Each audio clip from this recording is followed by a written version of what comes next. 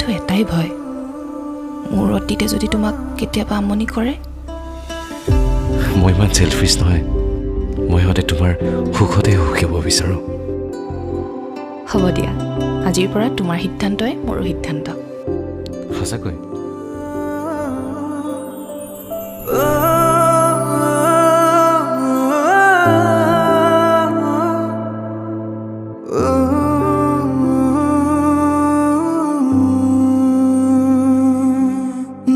চকুৰ চাৱনি তোমাৰে অভিমান ভাৱনা চিলিকে মৰম সিমান মোৰ মন কাঢ়িলা হিয়াৰো মেৰে তনুৱা ফাগুন তুমি